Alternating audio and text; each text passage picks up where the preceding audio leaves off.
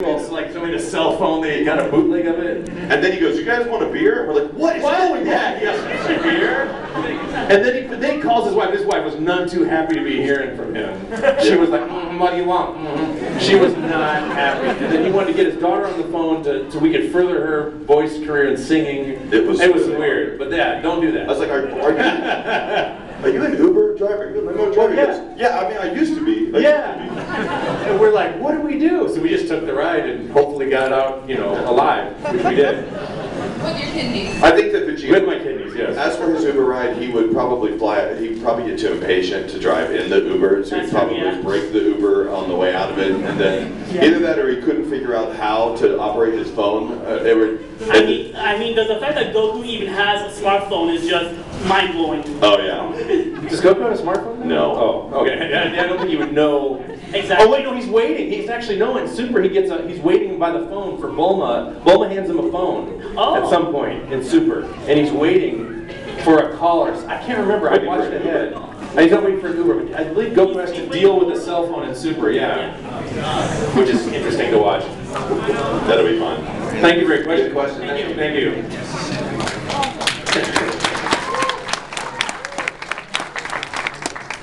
Guys, I just want to say thank you for your work. Thank you.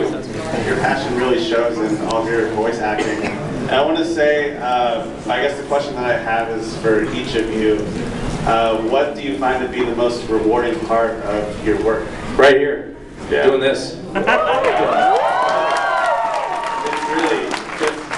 to add perspective, when we first started working on the show, I didn't even know that conventions existed. I didn't even know there was such things as Comic-Cons or anime conventions or anything like that. When we were doing this, we were just kind of working out of some crappy room in some bank building, recording this show with no air conditioning in the middle of a Texas summer. It was really uncomfortable, and we didn't even realize kind of how important it was to people until I think the first time it actually ever sunk in was the first time we saw it with our cast on TV.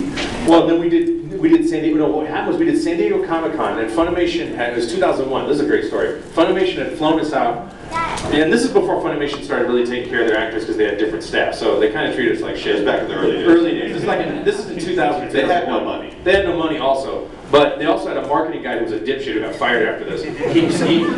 Normally, you go to a thing, we have an autograph table right here, or at a big show like San Diego Comic-Con, you would have your own booth at the table. Well, he had used that table to put gobs of Dragon Ball toys. And they'd flown out me and Sonny and Chris and Stephanie and Adonli. Was there anybody else? Just us. And they put us in a hotel that was next to like this horrible strip club by the airport. And they put us all in the same room, and including Stephanie. We had to get her room. I had to buy her a room. So, because we're like, we're not gonna have a girl with 4 guys and 2 beds, and we had to roll in a bed, and it was just crazy. So then luckily we happened to be right next to the ElfQuest booth. For those of you familiar with Wendy Penny's work, she happens to be a Dragon Ball fan. So it sunk in for us, I think, at the moment when we had the line so long, we had a 2 or 3 hour line. The fire marshal was called, and Wendy goes, "You can use our booth to sign." And they had the toys there, and then we were just sticking out on the edge. And when we saw this crazy line in San Diego Comic-Con, that's kind of when it sunk in for me. Yeah, that was crazy. Yeah, it was amazing. We went to our first trip to Australia. We took together. They took us up this elevator, and when they opened the elevator doors, it happened to be like right where the panel or the signing was supposed to be happening. Oh yeah. You know this?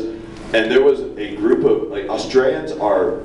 Firstly, insane people to start with. And they're insanely big fans of Dragon Ball Z. So when the doors open, I'd say, look at your group here, multiply that by like 20. Yeah. All these people just went, wow!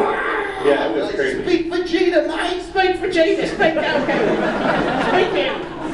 They do the voice, they say speak it, and it was very cute. And we've been back subsequently at least 15 times or more. We have been super lucky. Not